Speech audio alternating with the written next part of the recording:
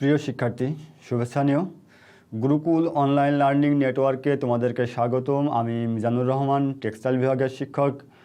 আজকের আমাদের যে ক্লাস সেটা হচ্ছে টেক্সটাইল ইঞ্জিনিয়ারিং বিভাগের পঞ্চম পর্বের ইয়ার্ন ম্যানুফ্যাকচারিং 3 বিষয়ের, অর্থাৎ 1951 কোডের তৃতীয় অধ্যায় থেকে দ্বিতীয় ক্লাস। অর্থাৎ আমরা এই তৃতীয় অধ্যায় থেকে পূর্বে আরও একটি ক্লাস করেছি, এখন আমরা শুরু করছি দ্বিতীয় ক্লাস। তো এই দ্বিতীয় ক্লাসের যে বিষয়বস্তুগুলো বা বিষয়বস্তু সমূহগুলো আছে সেটা একটু দেখে আসি।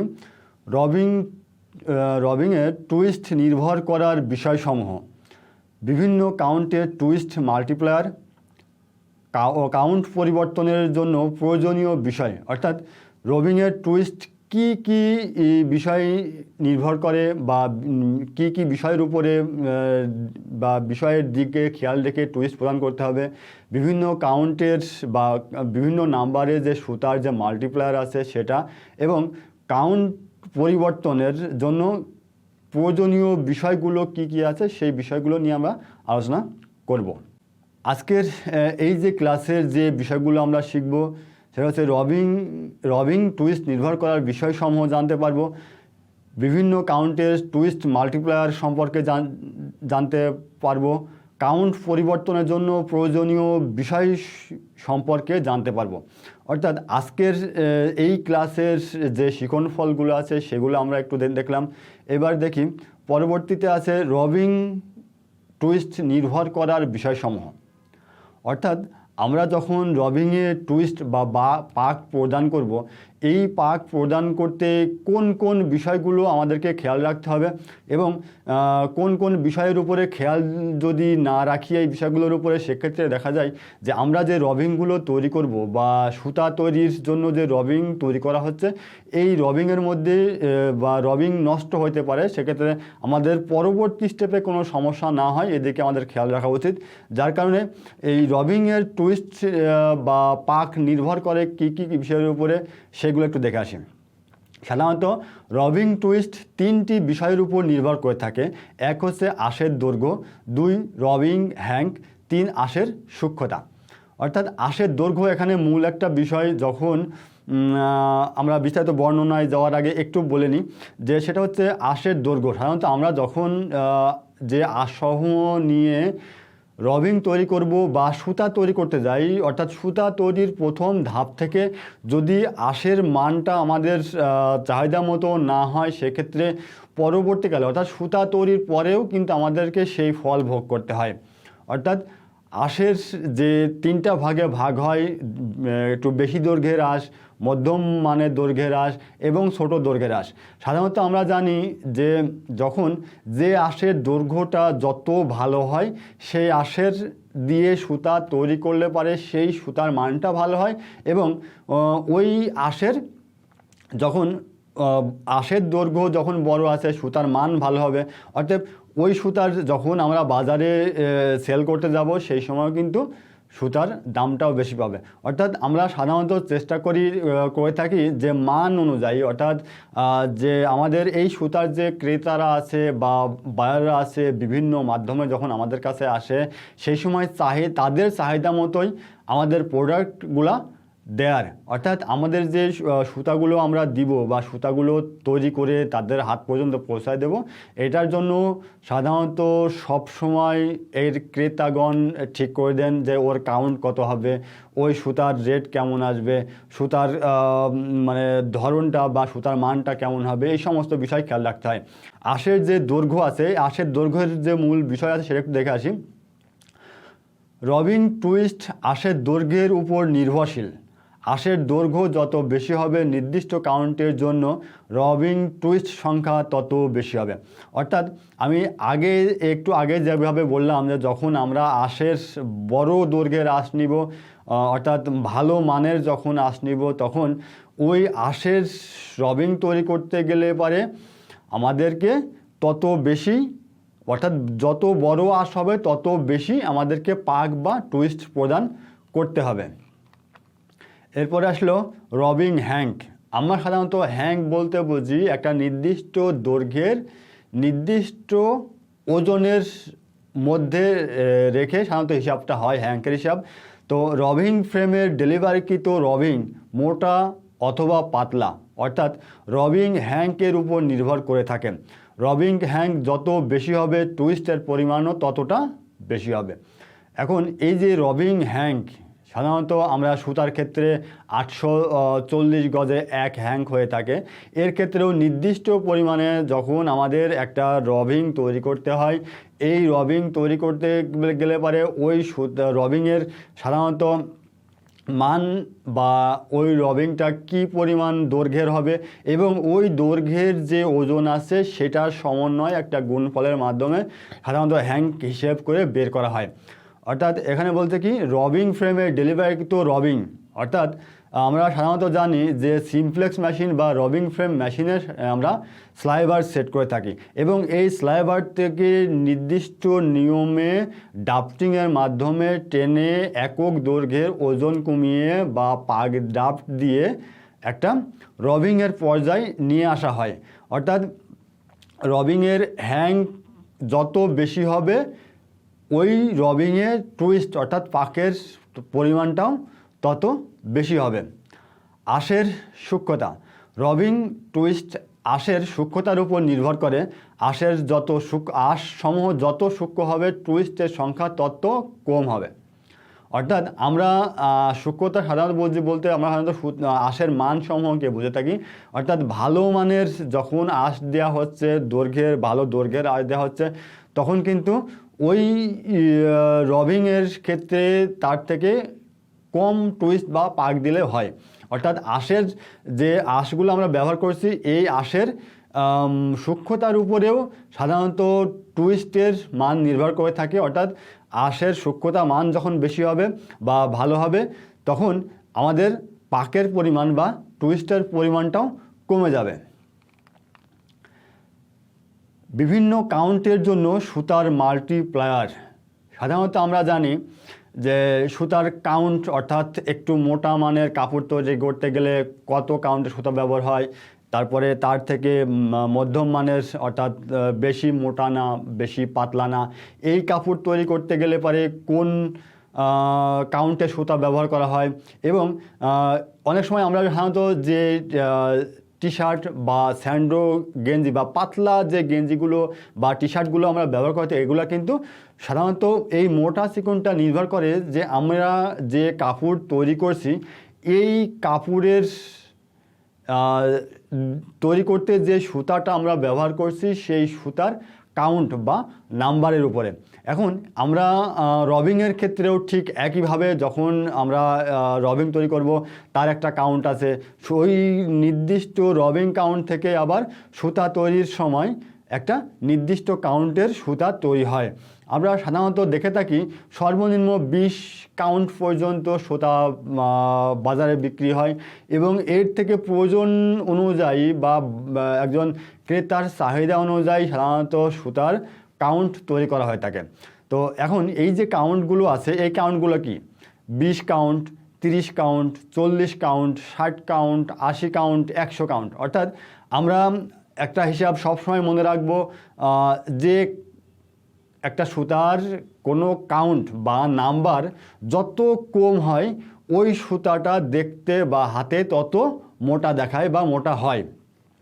আর যে সুতার কাউন্ট যত বেশি হয় সেই সুতাটা তত চিকন হয়। অর্থাৎ কাউন্ট কম হলে সুতা মোটা হয়, কাউন্ট বেশি হলে সুতা চিকন হয়। অর্থাৎ এই যে 20 কাউন্টের যে সুতা আছে, 20 কাউন্টের জন্য সাধারণত টুইস্ট মাল্টিপ্লায়ার বা টিএম, এই টিএম ধরা হয়ে থাকে 1.50। অর্থাৎ আর 100 কাউন্টের সুতার জন্য সাধারণত ধরা হয় 1। এই টুইস্ট মাল্টিপ্লায়ার একটা হচ্ছে ধ্রুব সংখ্যা। সাধারণত যখন আমরা কোনো ফ্যাক্টরিতে সুতা তৈরি করতে যাব বা সুতা তৈরি করা হয়, এই টুইস্ট মাল্টিপ্লায়ারটা আমাদের সবসময় মাথায় রাখতে হবে। অর্থাৎ 20 কাউন্টের জন্য সাধারণত 1.50 টুইস্ট মাল্টিপ্লায়ার হয়, 30 কাউন্টের জন্য 1.40 মাল্টিপ্লায়ার হয়, 40 কাউন্টের জন্য 1.25 1.25 মাল্টিপ্লায়ার হয়, 60 কাউন্টের জন্য 1.15 মাল্টিপ্লায়ার হয়, 80 কাউন্ট এবং 100 কাউন্টের ক্ষেত্রে সাধারণত ধরা হয় 1। অর্থাৎ আমরা যে সুতোগুলো বা যে ড্রবিংগুলো ব্যবহার করে সুতা তৈরি করব, সাধারণত 20 কাউন্ট থেকে শুরু করে 100 কাউন্ট পর্যন্তই সুতা তৈরি করা হয়। তো আমি শিক্ষার্থীদের তোমাদের আবার একটা বিষয় বলে রাখি, যখন আমরা সুতা তৈরি করব বা সুতা কিনতে যাইব, সেক্ষেত্রে আমরা একটা জিনিস মাথায় রাখবো যে সুতার কাউন্ট যত কম হবে ওই সুতা তত মোটা হবে, আর সুতার কাউন্ট যত বেশি হবে ওই সুতা দেখতে ততটাই চিকন হবে। অর্থাৎ এই যে 20 কাউন্ট থেকে 100 কাউন্টের মধ্যে যায় যদি দেখা হয়, তাহলে 20 কাউন্টের সুতা মোটা, 100 কাউন্টের সুতা চিকন। এই যে চিকন মোটা যে সুতাগুলো তৈরি করা হয়, এই সুতা সাধারণত কাপড় তৈরির ক্ষেত্রে বা কোনো পোশাকের মূল উপাদান যেটা, সেটা হচ্ছে কাপড়। এই কাপড় তৈরি করতে গেলে সাধারণত যেটা প্রয়োজন পড়ে সেটা হচ্ছে আমাদের ক্রেতার চাহিদার উপর নির্ভর করে সাধারণত এই কাউন্ট নির্ধারণ করা হয়ে থাকে। সাধারণত সুতার কাউন্ট যদি 40 হয় বা 20 হয়, এক্ষেত্রে ওই 40 কাউন্টের সুতার জন্য বা 20 কাউন্টের সুতার জন্য রবিংকেও আমাদেরকে সেভাবে প্রস্তুত করতে হয় এবং প্রস্তুত করতে হবে। তো এখন এই যে সুতার কাউন্ট বা রবিংয়ের কাউন্ট পরিবর্তনের জন্য যে বিষয়গুলো পরিবর্তন করা প্রয়োজন পড়ে, সাধারণত আমরা যখন কাউন্ট পরিবর্তন করব, এই সুতার কাউন্ট পরিবর্তন করতে গেলে মেশিনের, অর্থাৎ যে মেশিন দিয়ে আমরা রবিং বা সুতা তৈরি করব সেই মেশিনের কিছু অংশ পরিবর্তন করতে হয়। সাধারণত আমরা যেহেতু রবিং বিষয় নিয়ে আলোচনা করছি, সেক্ষেত্রে সিমপ্লেক্স মেশিনের এই কাউন্ট অর্থাৎ রবিংয়ের কাউন্ট পরিবর্তন করতে গেলে সিমপ্লেক্স মেশিনের কোন কোন অংশে কোন কোন পার্টস বা যন্ত্রাংশগুলো পরিবর্তন করতে হয় সেগুলো একটু আমরা দেখব। তো প্রথমত সাধারণত কাউন্ট পরিবর্তনের জন্য নিম্নলিখিত হুইল পরিবর্তনের প্রয়োজন। হুইল বলতে আমরা সাধারণত কোনো চাকাকে বুঝে থাকি। তো এই যে আমরা যে সিমপ্লেক্স মেশিনটা ব্যবহার করছি, এই মেশিনের 3টা অংশ নিয়ে কিন্তু গঠন করা হয়। অর্থাৎ একদিকে থাকে মোটর বা যে শক্তির মাধ্যমে সিমপ্লেক্স মেশিনকে পরিচালনা করা হয় বা ঘোরানো হয়, এবং অন্যদিকে এই যে বিভিন্ন ধরনের কাউন্ট বা নির্দিষ্ট মাত্রায় ড্রাফট প্রদান, নির্দিষ্ট মাত্রায় যে রবিংটা তৈরি করতে যায় স্লাইবারকে চাপ দেওয়া হচ্ছে বা প্রেশার দেওয়া হয়, এই সকল বিষয় কিন্তু একটা নির্দিষ্ট নিয়মে হয়ে থাকে। এই নির্দিষ্ট নিয়মে চালানোর জন্য বা পরিচালনা করার জন্য মেশিনের অন্য সাইডে থাকে গিয়ারিং অঞ্চল, বা এই যে roller, top roller, bottom roller, pressure এবং যে শিক্ষার্থীদের তোমাদের বলি যে কাউন্ট নির্ধারণের ক্ষেত্রে যে পরিবর্তনগুলো করতে হচ্ছে, এগুলো সাধারণত পিনিয়ন। আমরা সাধারণত যে রাউন্ডের উপরে কোনো খাস কাটা অংশ যখন আমরা ব্যবহার করে থাকি, সেটাকে সাধারণত বইয়ের ভাষায় পিনিয়নই বলা হয়। অনেকে আবার খাস কাটা অংশ বা গিয়ার বলে, অনেকে অন্যভাবেও করতে পারে। সাধারণত গিয়ার বা পিনিয়নটাকেই আমরা প্রাধান্য দিয়ে থাকি। তো এই যে কাউন্ট পরিবর্তনের জন্য সাধারণত 4টা বিষয় আমাদেরকে খেয়াল রাখতে হবে। এক হচ্ছে ড্রাফট চেঞ্জ পিনিয়ন।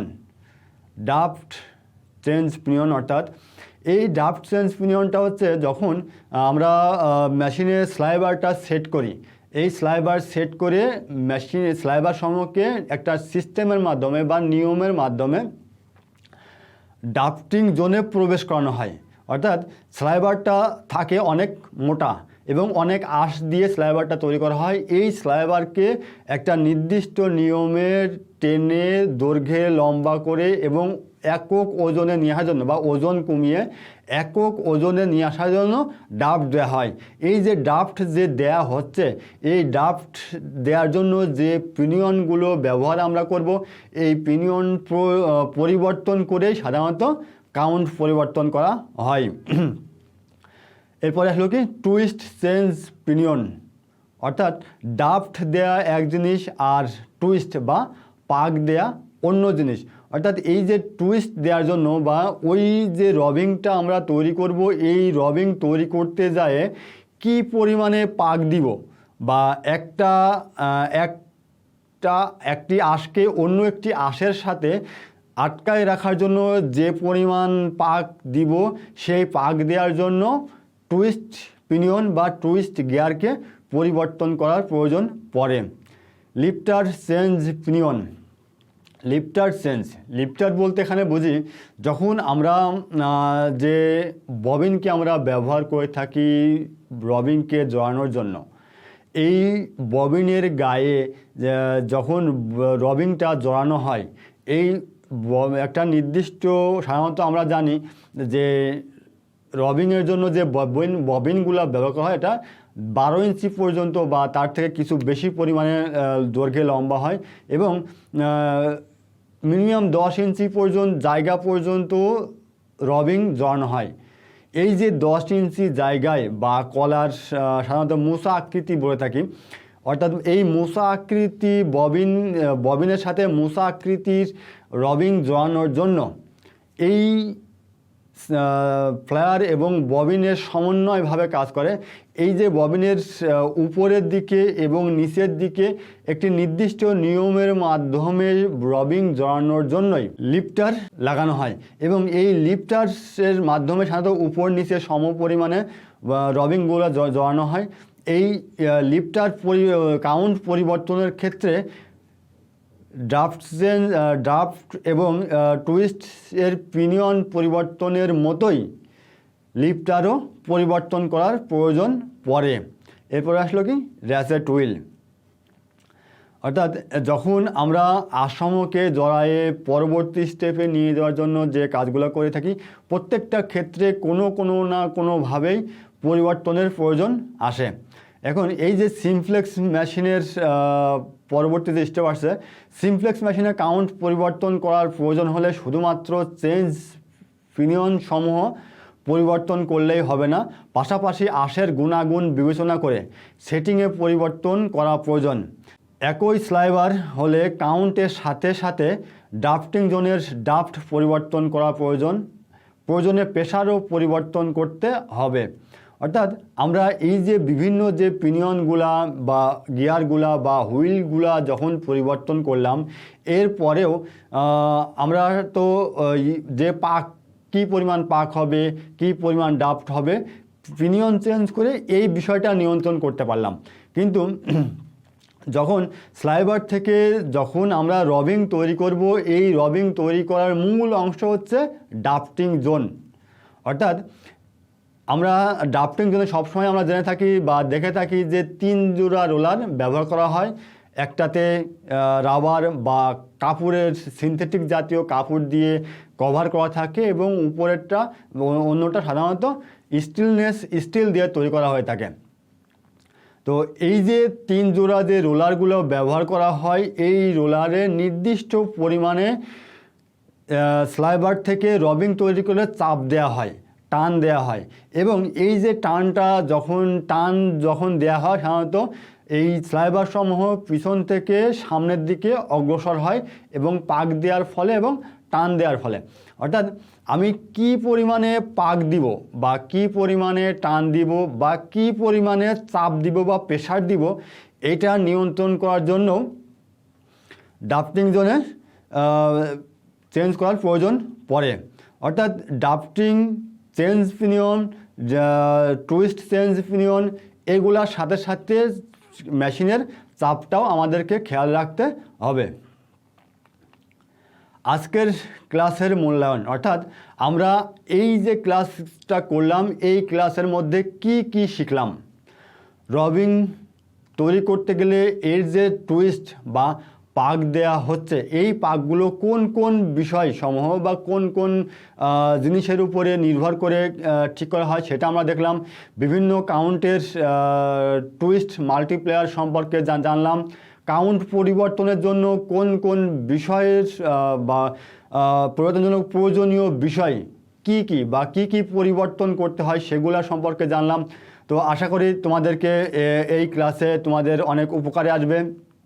তো এই ক্লাসের যে বাড়ির কাজ, শিক্ষার্থীরা তোমরা এই ক্লাসটা দেখো এবং ক্লাসের মধ্যে থেকে বোঝার চেষ্টা করো, এবং এই ক্লাসটা ভালোভাবে বোঝার পরে তোমরা নিজেরা নিজেদের মতো করে একটা রবিং টুইস্ট নির্ভর করার বিষয়সমূহ বা রবিং টুইস্ট তৈরি দিতে গেলে কি কি বিষয়গুলো খেয়াল রাখতে হবে সেগুলো একটু লেখার চেষ্টা করো এবং করো।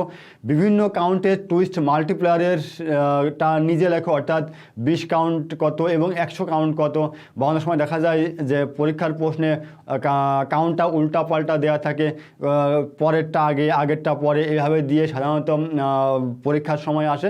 এই কাজগুলো নিজেরা একটু লেখার চেষ্টা করো, দেখবে যে পরবর্তীকালে পরীক্ষার সময় তোমাদেরকে সমস্যা হবে না। তো ধন্যবাদ তোমাদের সকলকে আমাদের সাথে থাকার জন্য। তো শিক্ষার্থীবৃন্দ, আজকে এই পর্যন্তই। আগামী ক্লাসে আবার নতুন কোনো বিষয় নিয়ে তোমাদের মাঝে উপস্থিত হব। সে পর্যন্ত সবাই ভালো থাকো, সুন্দর থাকো, সুস্থ থাকো। আল্লাহ হাফেজ।